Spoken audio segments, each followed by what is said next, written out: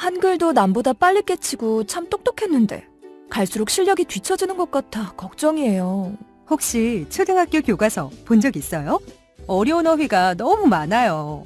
학교에서는 어휘 개념을 하나하나 설명해 줄 시간이 정말 부족하잖아요. 그럼 어떡하죠? 내 아이의 어휘만큼은 내가 책임져야죠. 어휘 공부의 정석. 초등어휘 3천, 초등어휘 5천. 검색창에 초등어휘 3천을 쳐보세요. 말투 하나만 바꿔도 인사평가가 달라진다. 그냥 직장인. 팀장님 보고 드릴 게 있습니다. 센스 있는 직장인. 팀장님, 지금 잠시 시간 괜찮으세요? 보고 드릴 게 있습니다. 볼수록 기분 좋은 사람으로 만들어주는 메이크업 말투 3단계 전략. 직장인 자기계발서 1위. 모든 관계는 말투에서 시작된다. 위즈덤 하우스 미디어 그룹.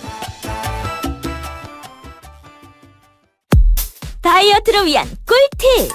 동결건조 채소와 곡물, 단백질, 그리고 효소와 비타민, 미네랄로 만든 다이어트 전용 그린 스무디로 하루 한두 끼만 바꿔 드세요. 비타샵 그린 스무디 다이어트 1522-6648 1522-6648 혹은 비타샵을 검색해주세요. 엄마! 가글 했는데 입에서 뭐가 나왔어! 그거 올리덴탈 체크 가글이라 그런겨. 지금 쓰고 있는 가글 사용 후 확인해 보셨나요? 무색소, 무알콜, 무계면 활성제의 올리덴탈 체크 가글은 쉽게 나온 입안의 이물질을 눈으로 확인할 수 있습니다. 딴지마켓에서 판매 중입니다.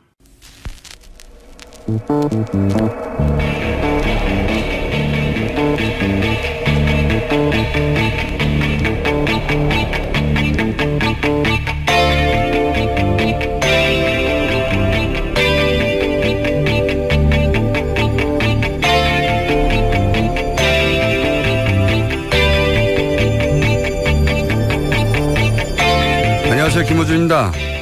한국토지주택공사가 경비원들의 열악한 근로환경 개선을 위해서 전국 임대아파트 단지 경비실에 에어컨을 설치하기로 했는데 부산의 한 영구 임대아파트에서는 이를 거부하기로 했습니다. 경제적 취약계층이 다수인 입주민들 자신의 집에도 에어컨을 설치할 수 없는 가구가 많은데 경비실에만 에어컨을 설치하는 것은 그 전기 사용료를 입주민들이 부담해야 하는 상황에서 형평에 맞지 않다는 겁니다. 1,500여 가구가 입주한 해당 임대아파트에서 경비초소 9곳에 에어컨 전기 사용료를 분담해봐야 아마 한 가구당 한 달 몇백 원 수준에 불과할 겁니다. 그러니까 진짜 이유는 전기 사용료가 아니겠죠. 나도 못 쓰는 에어컨을 경비 주제에 이런 마음 아닌가요? 그런데 경비는 그 거주민들의 공동의 이익에 복무합니다. 전기세 아끼자고 건널목 신호등을 끄지 않듯이 공동의 치안과 안전을 위해 일하는 분들은 그 공간의 인적 인프라죠. 나도 어려운데 경비 주제에 그런 마음으로 그분들을 대하면 자신의 일터에서 자신이 그런 대접을 받아도 할 말이 없는 겁니다. 김어준 생각이었습니다.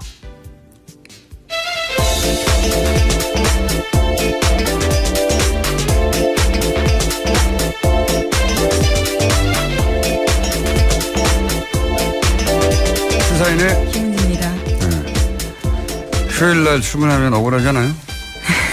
네. 계속 그래왔기 때문에요. 억울해도 제가 알 바 아닙니다. 왜 물어보신 건가요? 약 올리려고. 자, 오늘은 아마 성공하셨네요. 출근하시는 분들이 이렇게 많지 않을 것 같은데, 예, 그래서 좀 여유 있게 진행해 볼까 합니다. 자, 오늘 첫 뉴스는 뭡니까? 네, 계속해서 외교안보 소식 전해드리고 있습니다. 미국의 외교안보사령탑인 맥메스터 국가안보보좌관이 일명 한반도 위기설을 부인했습니다. 한 주 사이에 북한과의 전쟁이 가까워졌다라는 생각하지 않는다라고 밝힌 건데요. MBC와의 인터뷰에서입니다. 뿐만 아니라 어떤 군사 충돌도 없이 북한 문제를 풀기 위해서 중국을 포함한 관련국들과 함께 외교 경제적으로 노력하고 있다라고도 밝혔는데요.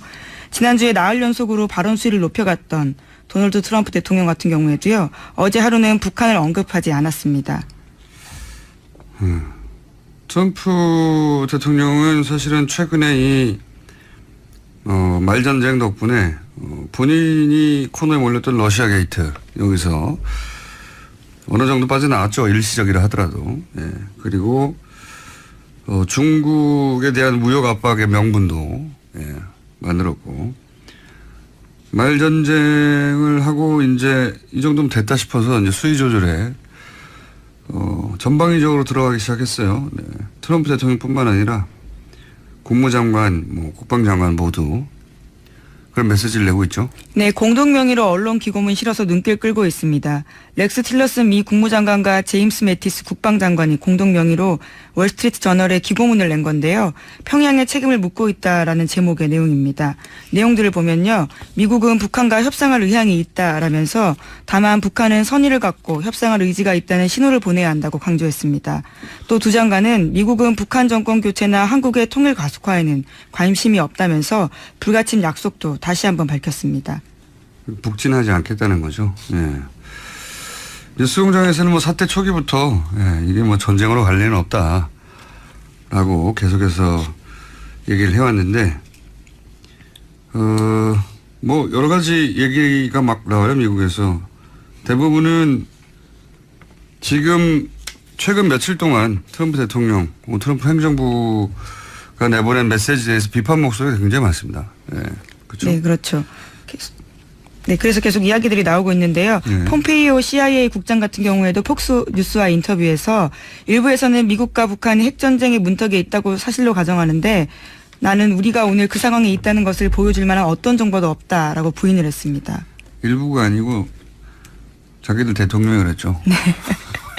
일부가 아니고. 대놓고 이야기할 수 없었으니까 그런 것 같은데요. 일부가 아니라 자기들 대통령, 자기 행정부, 자기들 국방장관이 했던 말이죠. 예, 이건 시민사회에서 혹은 미국의 야당에서 주장했던 게 아니니까 뭐랄까요. 이거 유체이탈 합법이죠. 예, 그런 정보가 없다고 지금 와서 말하면 뭐합니까. 실컷 떠들어놓고. 예. 네, 그래서 전직 국방 및 정보 수장들도요, 트럼프 대통령의 대북 강경 발언에 대해서 비판 쏟아냈습니다. 그러니까 미국의 외교적 선택 공간을 좁힌다라는 지적인데요. 뿐만 아니라 북한을 불필요하게 자극해서 위험한 상황을 초래할 수 있다라는 겁니다. 마이클 멀린 전 합참의장 같은 경우에는 MBC와 인터뷰에서 이렇게 말했는데요. 트럼프 대통령의 긴장 고조 발언을 매우 우려한다면서 자신이 볼 때는 트럼프 대통령이 벼랑 끝 전술을 펼치고 있다라고 이야기했습니다. 벼랑 끝 전술은 사실 우리가 북한에 대해서 하던 얘기인데, 예. 트럼프 대통령이 했던 것도 벼랑 끝 전술이라고 불러야죠. 예. 그런 말이 미국 내에서 나오고 있는 겁니다. 또 말을 줄여야 된다라는 내용도 계속해서 나오고 있는데요. 말을 줄여야 된다. 예, 네. 여러 사람이 그런 얘기 했어요. 네, 리언 파네타 전 국방장관도 CBS와의 인터뷰에서 지금 필요한 것은 이런 말을 줄이는 것이다 라고 강조했고요. 또 제임스 클래퍼 전 국가정보국 국장 같은 경우에도요. 더 절제된 언어를 선호해야 된다라고 지적했습니다. 네, 말하지 말라는 거죠. 예. 경각심이 이제 미국에서는 저러는데 국내에서는 경각심이 부족하다고 우리 언론 보수 언론들도 그랬는데 이제 머쓱해진 거죠. 예. 미국 내에서도 전쟁 얘기 그만하라고 말 좀 그만하라고. 근데 저는 이제 이런 생각을 합니다. 이런 비판들은 우리 언론이 했었어야 되는 거거든요. 예. 전쟁 나면 다 죽는 거 아닙니까? 네, 뉴스공장이 하고 있습니다. 뉴스공장 하고 있는데 예, 예. 우리나라 전문가가 우리나라 전직 국방장관이 우리나라 전직 안보 관련 전문가들이 나와서 왜냐하면 우리 땅에서 다 죽는 거잖아요. 우리는 저쪽에서는 한참 떨어진 거지만 미국 대통령이 이렇게 이야기하고 있는데 이건 말도 안 되는 소리다고 그렇게 막 화도 내고 난리치고 인터뷰도 하고 외신하고 만나고 성명도 내고 해야 되는 거잖아요. 예. 저는 그렇게 생각합니다. 당연히 그래야 하는 건데 국내에서는 아주 조용하고 거꾸로 미국에서 이런 이야기가 우리 땅에서 벌어질 전쟁에 관해서 미국 대통령 말 너무 많다. 이런 비판이 쏟아지고 있고 전쟁 안 날 건데 왜 그러냐 이런 비판이 쏟아지고 있는 것이 저는 그게 말이 안 된다고 생각합니다. 우리 전직 국방장관들은 뭐하고 있는 건지. 그리고 예를 들어서 네이버의 포털 같은 걸 오늘 아침에 봐도 모바일 버전을 기준으로 얘기하자면 한반도 8월 위기설 분수령이다. 이제 미 국방부 장관이 북한이 미국을 공격하면 전쟁으로 급속도로 치달을 수도 있다. 예. 모르는 이야기. 북한 전략군이 3년 전 이동식 발사대 100대 미사일 800기를 보유하고 있다. 대북 제재를 중국이 어겨서 대부분 북한과의 긴장 관계를 전제로 한 혹은 뭐 미국의 전쟁설에 대한 이야기를 네이버 첫 화면에 쭉 싣고 있어요, 여전히. 누가 이 메일 화면을 뽑는지 모르겠어요. 이런 뉴스를. 네, 그런데 북한 같은 경우에는요, 4일째 소위 말폭탄 공세 멈춘 상황입니다. 어제 미국에 대한 정부나 당 혹은 군의 새로운 위협 성명도 발표하지 않았고요. 대미 위협보다는 내부 결속에 치중하는 분위기라고 합니다.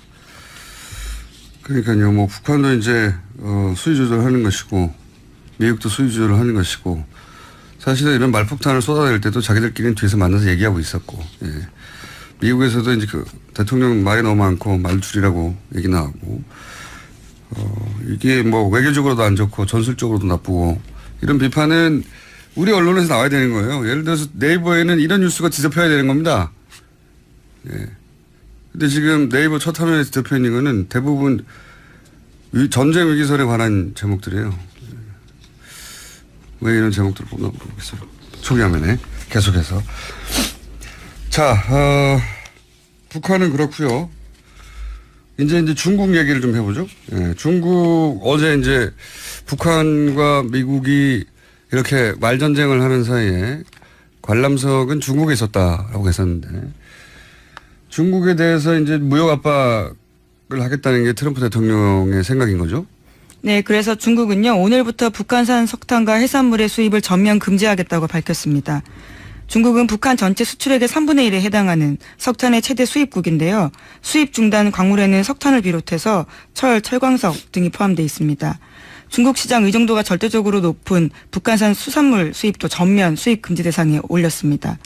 중국 상무부는요, 이번 조치가 지난 5일 찬성표 던진 유엔 대북 제재 결의안 집행이라고 밝혔습니다.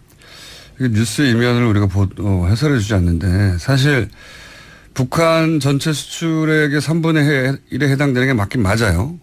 예, 석탄이. 근데 중국은 북한에서 석탄을 수입할 때 얼마까지만 수입한다는 상한선을 두고 있었어요. 예, 그렇죠. 750만, 연간 750만 톤 수준입니다. 네, 그런데 이미 수출 상한선을 다 도달했어요, 이미. 예, 제재해봐야 소용도 없는 거예요. 이게 다 제스처예요, 제스처. 중국도 이제 트럼프가 하도 난리를 치니까 우리도 제재를 한다고 이렇게 모양을 갖춘 건데 실제로는 더 수출할 것도 없다고요. 예. 3분의 1이다 아니다 뭐 지금 중국도 압박하고 북한이 코너에 몰렸다 아닙니다. 실제로는 이미 올해치 다 수출했어요. 더 수출하고 싶어도 어차피 수출 못하는 거고 이러다가 이제 1년 있다가 풀겠죠 또. 1년이 아니면 내년이나 뭐 조용히 풀겠죠. 과거에도 짧게 원유 공급도 중단한 적이 있긴 있었거든요. 예. 여하간 다들 북한도 미국도 중국도 제스처만 취하고 있는 겁니다. 말전쟁을 하고 뭐 대북 제재를 하고 이제 석탄도 이제 더 이상 수용하지 않겠다고 하고 하는 것도 속사정을 들여다보면 별로 의미 없는 조치다. 자, 그러니까 우리나라 포털에 이렇게 전쟁이 임박한 듯한 위기설이 전쟁 위기가 닥친 듯한 뉴스를 도배해서는 안 된다는 겁니다. 정말.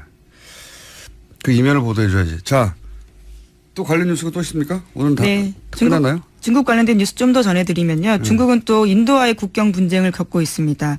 여기에도 미국이라는 변수가 개입돼 있는데요. 분쟁 지역은 둥랑 지역입니다. 중국과 인도, 부탄 세 나라의 국경이 만나는 곳인데요. 이 지역에서 중국군의 도로 건설로 중국과 인도 간 갈등이 심화돼서 양국군이 2달째 대치 중입니다. 저희 한번 다뤘었죠. 예.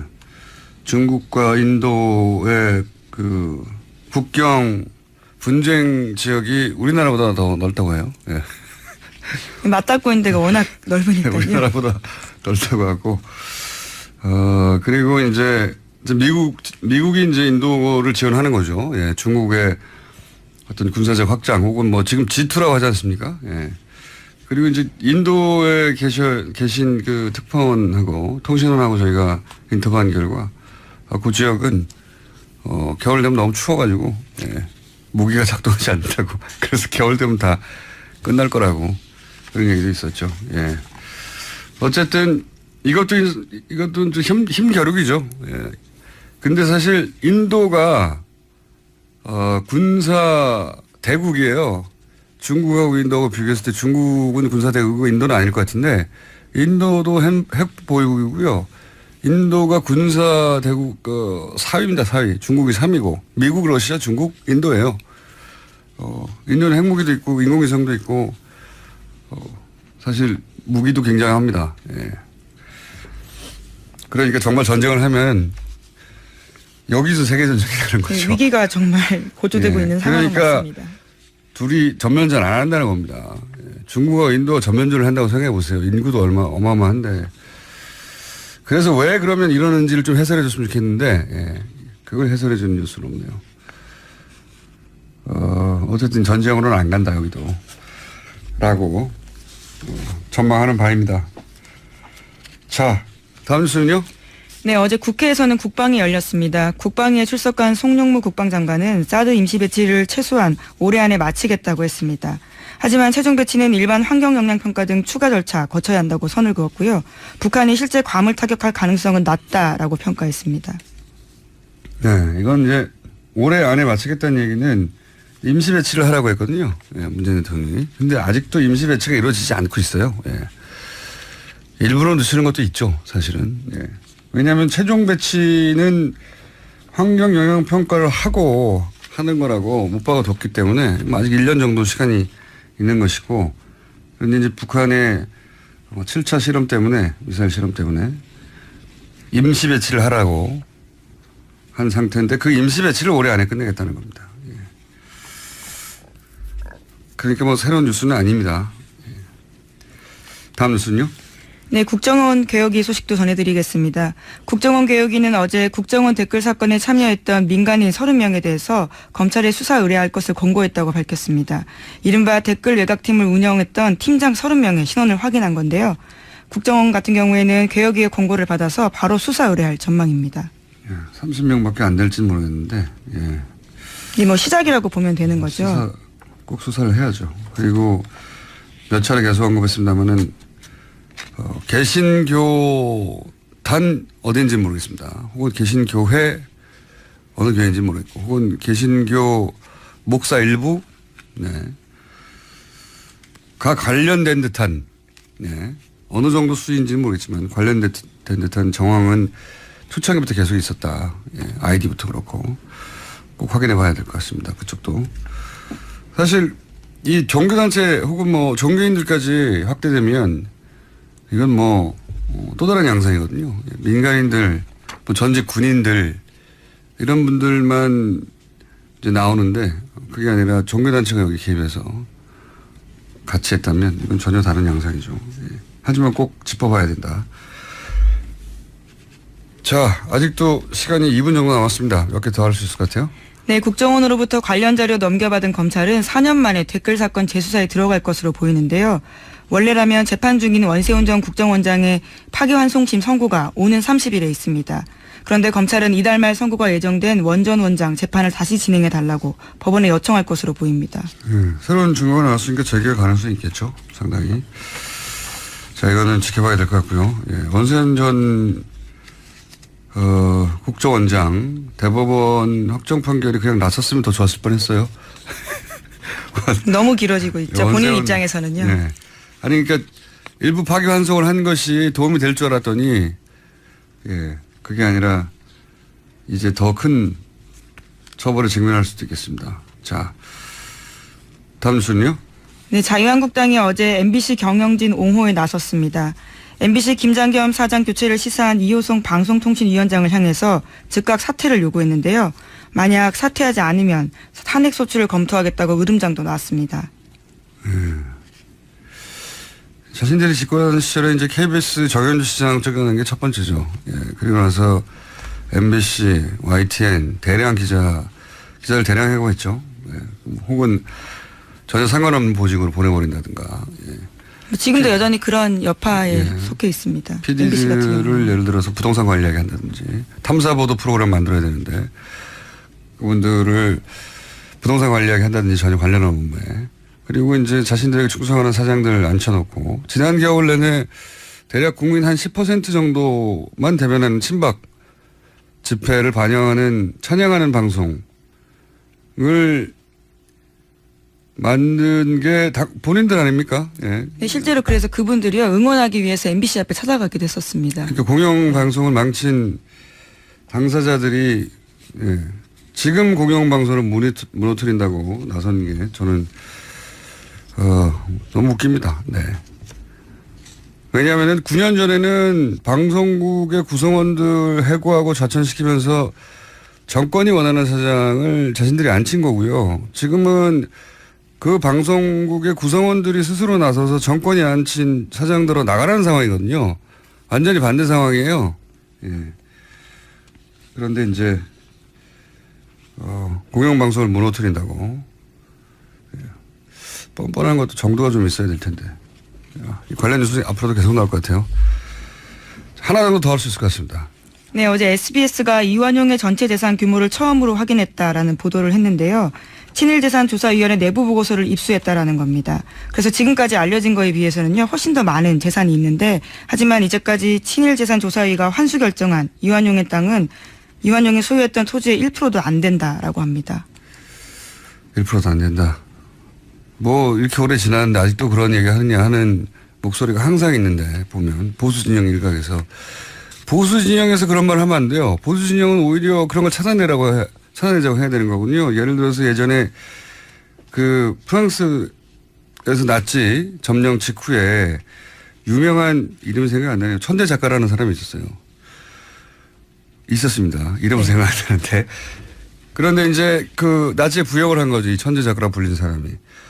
그래서 레지스탕스에서 활동하던 프랑스에서는 지식인들이나 작가, 언론인들이 레지스탕스에서 많이 활동했거든요. 그 사람들이 철학자들을 총두고 나간 거예요. 예. 물론 언도에서. 그 사람들이 이 사람은 천재라고 봐주자고 구매운동을 했는데 드골이 사형시켰어요. 그냥. 예. 일종의 과거사 단죄. 네, 드골이 진짜 보수죠. 예. 반면 우리 보수는 정반대로 친일을 했던 세력에서 출발을 했고 어쨌든 왜 아직도 이런 걸 하느냐 사실은 오늘 8.15니까 이거 얘기만 하고 끝내죠.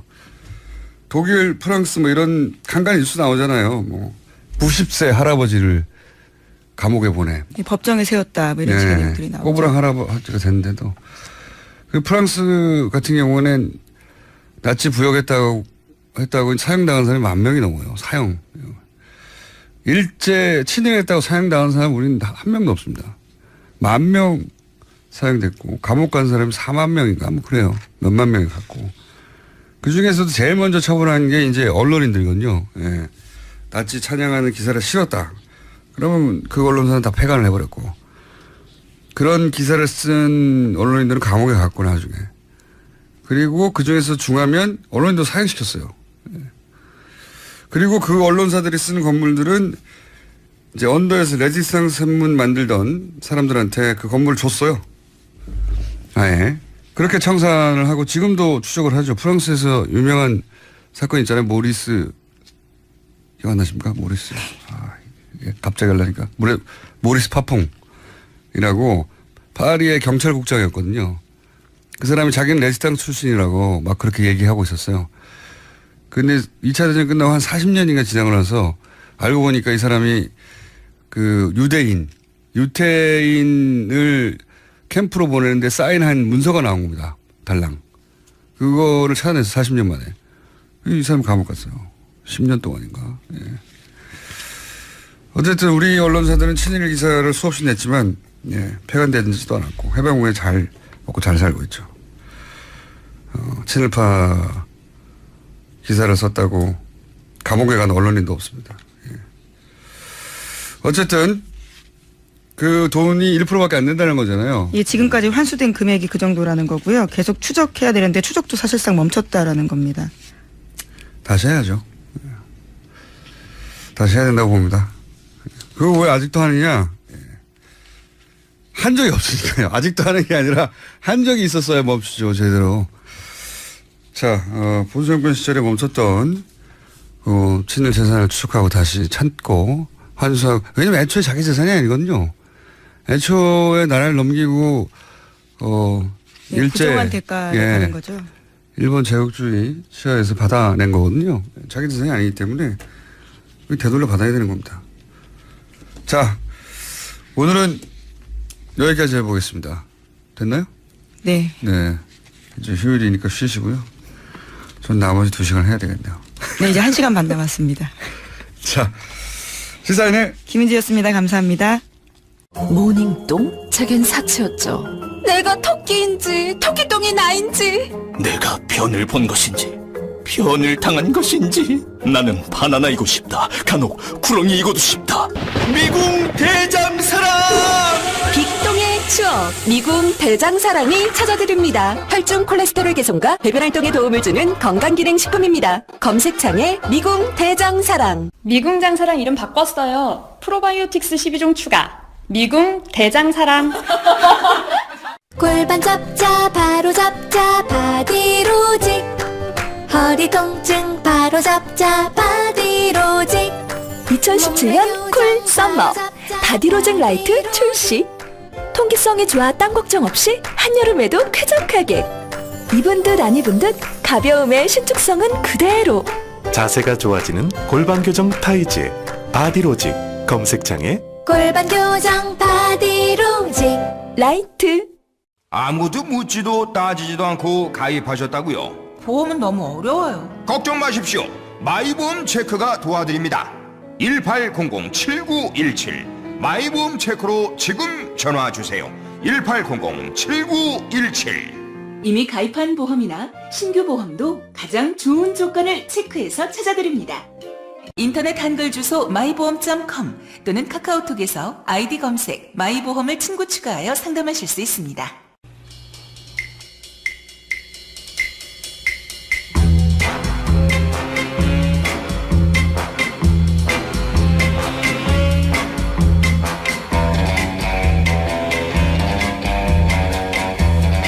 공공칠 음악이죠. 네. 상암동 본드 국정원 댓글 사건을 세상에 처음 알린 폭로한 김상욱 씨 나오셨습니다. 안녕하십니까? 안녕하십니까? 김상욱입니다. 네. 본드 김상욱. 그래서 본드는 물건과 물건을 붙이는 그 본드가 아닙니다. 예. 자, 이제 댓글 수사 민간인 30명 넘겼다고 하는데 제가 그 뉴스를 보면서 궁금했던 게 근데 서버에서 찾아낸 거잖아요, 대부분. 이걸 서버에서 찾아냈는지 아니면 직원들 조사를 통해서 확보한 자료인지는 아직 모르겠어요. 아, 그렇구나. 언론에는 서버라고 얘기했지만 그렇지 않을 수도 있다. 이 말씀이군요. 예. 근데 제가 궁금했던 건 뭐냐면, 아니, 뭐 서버라고 삭제를 못하나? 거기에 뭐 예를 들어서 100명 있었는데 70명 지우고 30명 남는 거 아닌가? 뭐 이런 생각이 들었는데 서버는 삭제를 못합니까? 메인 서버는 삭제가 안 됩니다. 그리고 이제 서버에서 이 30명을 확보를 했다면, 꼭 서버에 남아있지 않은 사람들도 있을 수 있거든요. 그렇죠. 활동을 하면서 예를 들면 그 외부 인사들을 자기가 포괄적으로 해서 예산을 집행을 했달지 네. 그렇게 관리를 했달지 하면은 이제 드러나지 않는 사람도 있을 수 있습니다. 어쨌든 서버에 다 남아있지 않을 수는 있죠. 다 기록하지 않을 수는 있지만 서버에 남아있다가 삭제된 거는 없다. 삭제는 불가능한 걸로 알고 있습니다. 그 워낙 여러 부서가 이렇게 그 근무를 하고 있기 때문에 그 메인 서버는 또 이게 최고 정보기관 아닙니까? 그 국정원이. 그래서 그 메인 서버는 절대 삭제가 안 되는 걸로 예전에 그 98년도에도 북풍 공작을 조사를 했었거든요. 북풍 사건 조사해서 그때도 이제 여러 명을 사법 처리한 적이 있는데 그때도 결국은 메인 서버에서 찾아낸 것들이 있거든요. 그러면 아주 민감하거나 나중에 자신한테 피해가 올 수도 있는 상황을 메인 서버에 기록하지 않을 수도 있겠네요. 오히려 그렇기 때문에. 그게 이제 불가능한 것이 수기로 작성을 해서 보고를 할 수가 없거든요. 전부 이제 이게 메인 서버에 남는 것은 개인들의 컴퓨터에서 한 번이라도 작업을 해서 예. 결제를 올렸거나 출력을 했거나 저장을 했거나 하면은 전부 남게 돼 있습니다. 그래서 그렇군요. 네. 부두로 하지 않은 이상은. 네, 그렇죠. 네. 그렇군요. 그러면 이건 어떻습니까? 제가 몇 번 그 방송에서 언급했는데, 왜냐하면 제가 본 게 있기 때문에, 개신교에 관련 개인인지 뭐 교회인지 혹은 뭐 교단 차원인지는 모르겠지만, 어쨌든 개신교 관련자들이 틀림없이 댓글 공작 초기에 같이 했던 게 거의 틀림없다. 그 아이디나 이런 걸 봐서는. 네. 그런 그 이야기를 제가 몇 번 했는데, 그런 게 이 서버에는 남아있지 않을까요? 그 교단 전체에 대고 이렇게 저렇게 하겠다라는 내용이 한 줄쯤 있을 걸로 봐요. 그러니까 어떤 디테일은 아니더라도 그렇죠. 전체 어떤 보수 기독교계를 대상으로 한 게 아니고 아마 특정 있는 그런 돼 있을 걸로 봅니다. 그 정도 수준은 있을 것이다. 예. 알겠습니다. 자, 이건 이제 물론 추정입니다. 예. 그 해당 부분이 아직 보도가 된 건 아니기 때문에. 근데 계속 댓글 관련 이야기가 나와서 제가 궁금했던 거 두 가지 여쭤봤고요. 지난주에 저희가 얘기하다가 다 못 끝낸 게 뭐냐면 논두렁 시계 사건입니다. 예. 논두렁 시계 사건. 논두렁 시계 사건은 이제 많은 분들이 기억하시겠지만 명품 시계를 뇌물로 받았다가 사실상 뇌물로 받았다가 그거를 수사가 시작되니까 논두렁에 버렸다. 그래서 2009년입니다.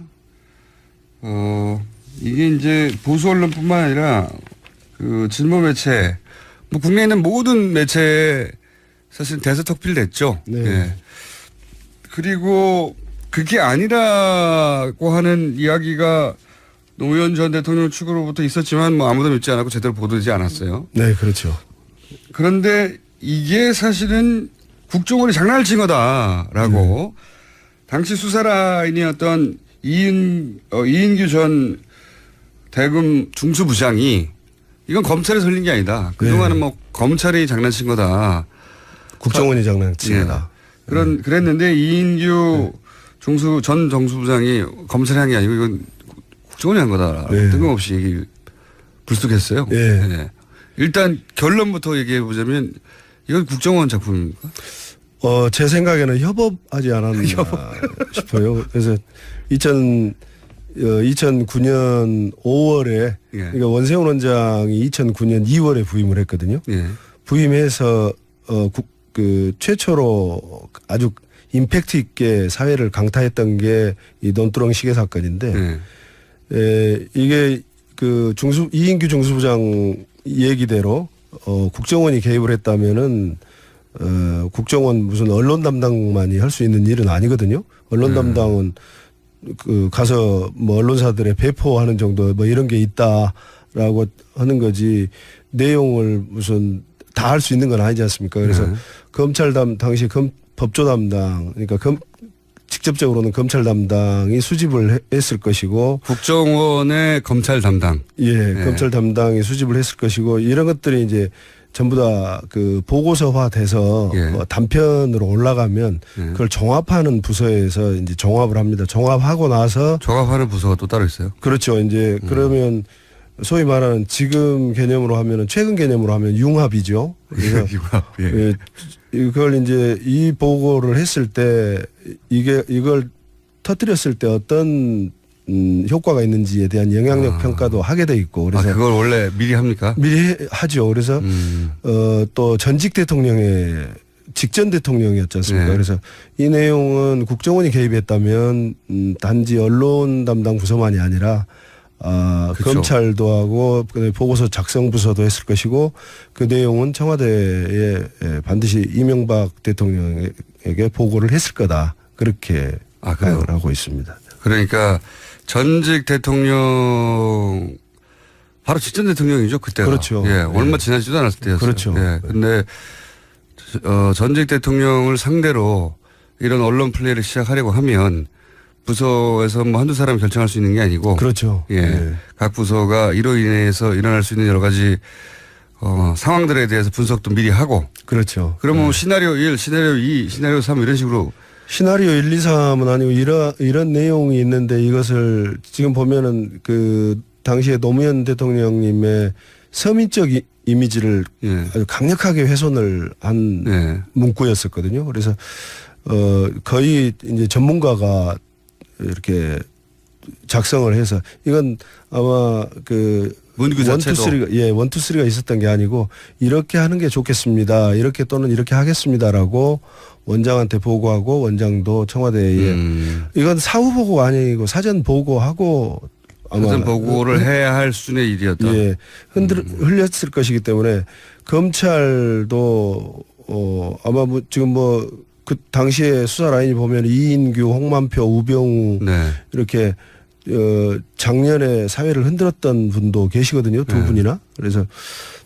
이 사람들이 당시에 이제 대검 중수부는 우리가 사회 전반에서 느끼고 있다시피 막강했죠. 예, 막강하고 정치 권력에서 독립된 행동을 하지 않았어요. 그렇기 때문에 틀림없이 또 그 유기적으로 국정원과 검찰이 유기적으로 했을 거다. 그런데 주도를 국정원이 했다는 얘기인가 보죠. 이 검찰 얘기는. 주도를 국정원이 했다라고 2015년 2월에 이인규 중수부장이 이제 국정원 주도했다. 사실은 그럼 자기들은 안 했다 이렇게 하는데 재료는 제공을 해야 밥을 하든지 김치를 뭐 담그든지 할 거 아니겠습니까? 그래서 재료는 검찰에서 줬을 거다. 재료를 받아서 국정원이 스토리를 만들어냈다. 그러니까 국정원이 내부 검토를 거쳐서 이렇게 하는 게 가장 노무현 전 대통령한테 대중적으로 타격을 줄 수 있는 소위 말해서 가짜 뉴스다라고 자기들끼리 만들어내서 근데 이제 상대가 전직 대통령이니까 그리고 퇴임한 지 얼마 되지도 않은 전직 대통령이니까 이 정도 사안이면 이렇게 했을 경우에 입을 수 있는 피해 혹은 영향 이런 분석을 막 한다는 거죠. 영향 1, 2, 3, 4 뭐 이렇게. 이제 가능한 효과 이렇게 터뜨렸을 때 어떤 효과를 얻을 수 있다라는 것은 보고를 했겠죠. 뭐 역풍 분석 이런 것도 역풍이 불 거라는 것은 보고를 안 합니다. 원래 보고를 안 합니까? 그러니까 잘못될 거라는 내용으로 보고를 하면 하지 말라고 하기 때문에 그런 보고는 안 하고 최종 검토본에서는 아마 이제 충분한 효과를 거둘 수 있고 노무현 대통령의 서민적 이미지를 훼손할 수 있다. 이렇게 자신했던 것 같아요.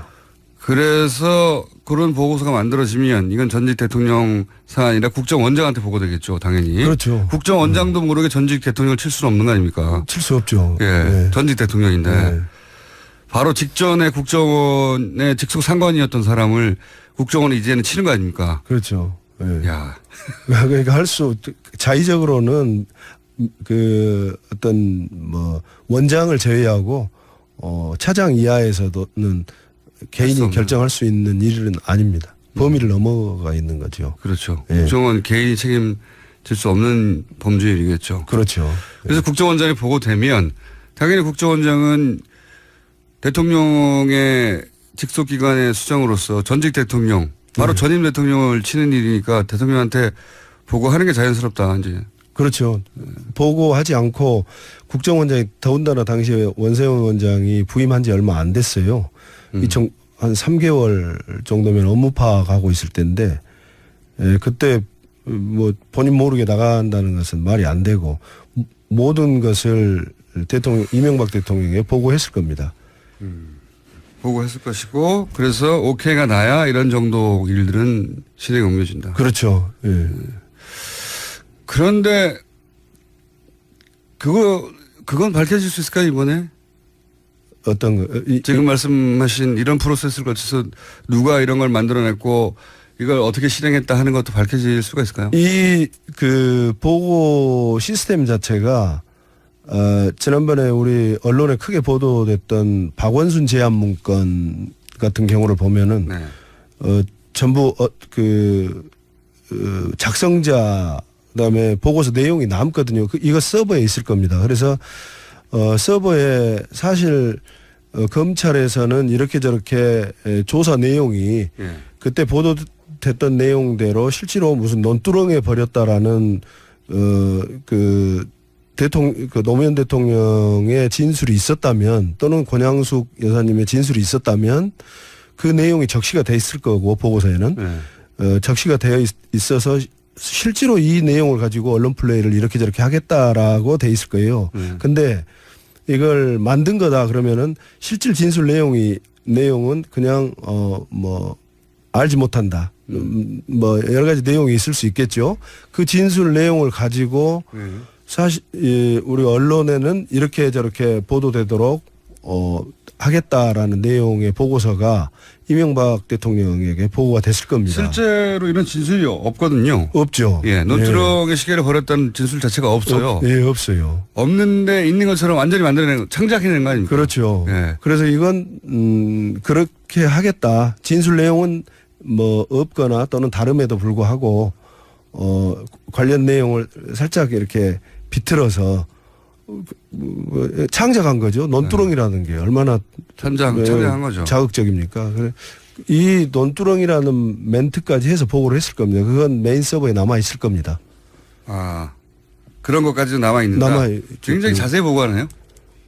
보고가 이렇게 수기로 써서 한 것이 아니기 때문에요. 그리고 전직 노무현 대통령 같은 경우는 서로 이제 어떤 그 전직 대통령의 신분뿐만이 아니라 우리 사회의 진보와 보수의 어떤 대결에 있어서 보수가 다시 10년 만에 정권을 빼앗았다라는 그런 개념을 가지고 진보 쪽을 공격하는 한 가지 소재로 활용을 했기 때문에 첫 소재거든요. 그래서 이제 더군다나 2008년에 있었던 광우병 촛불 시위에 대응하는 개념으로서 저질러진 일이기 때문에 적의 수장의 목을 따라 이거 아닙니까? 한마디로. 그렇죠. 예. 예. 지금 정권 이명박 정부가 출범을 했는데 쇠고기 뭐 광우병 촛불 집회 이런 거 보니까 이거 장난 아니다.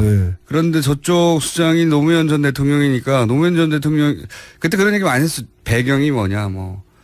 그죠? 네. 그 촛불 누가 사줬냐. 그렇죠. 무슨 초장사했다고. 네, 초장사했다고 하고 말도 안 되는. 그러니까 이게 자발적으로 시민들이 거리에 나왔다는 거는 믿을 수가 없고 그 뒤에 세력이 있다. 근데 그 세력의 끝에 노무현 전 대통령이 있는 거 아니냐. 그렇죠. 이렇게 타겟팅을 한 것 같고.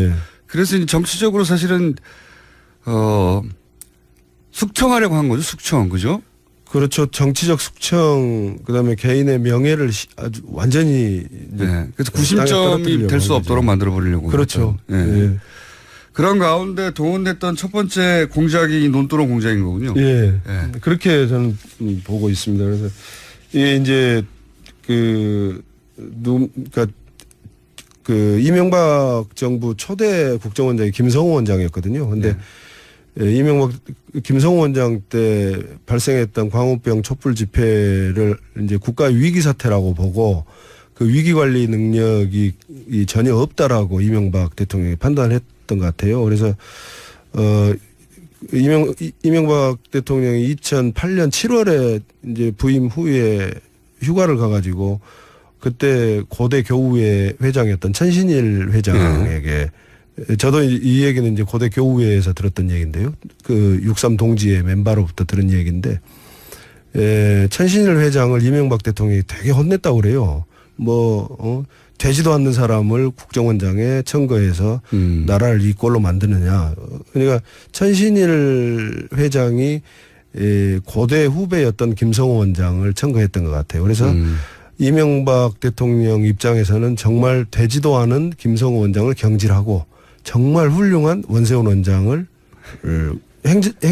당시 행안부 장관을 국정원장으로 앉혀서 했던 것들이 충성파죠 완전. 했던 것들이 이제 여론 조작 그다음에 이런 그 논두렁 사건으로 댓글 사건 그 드러난 것을 보면은 본인들이 옛날 중앙정보부 시절에 중정부장으로 착각하고 지시를 하고 있지 않습니까?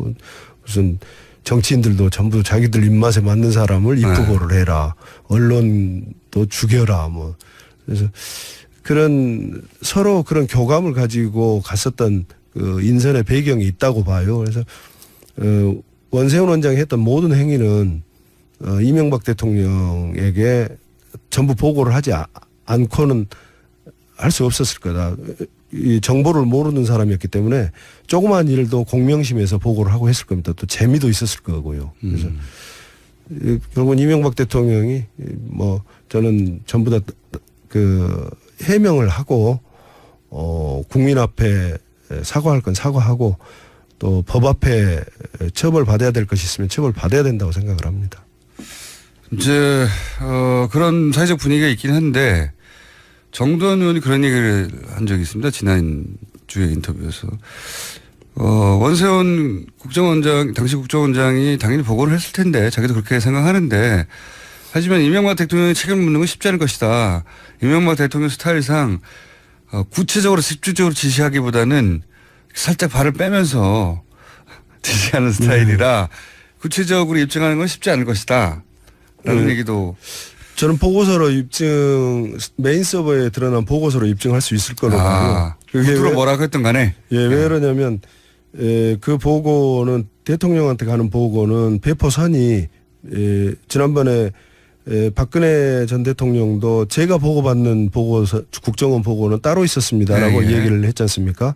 그래서 일반 보고서는 예를 들면 정무수석한테 가는 보고서, 민정수석한테 가는 보고서 배포선에 기재가 되어 있어요. 근데 그게 없는 보고서는 대통령한테 가는 보고서입니다. 그래서 메인 서버를 해보면 이제 사정을 아는 사람이 보면 알 수 있겠군요. 그렇죠. 이건 대통령한테 직보된 거다 이렇게. 그렇죠. 예. 근데 거기에 이런 내용이 일부 담겨 있으면 그러면 이명박 대통령의 책임을 면할 수 없죠. 최근 이제 시간이 다 되고 오늘 마지막이라고 하셔가지고 제가 아마 오늘 마지막이라고 하셨지만 저희가 또 요청을 드릴 겁니다. 네. 그런데 이 최근에 이 그 국정원 TF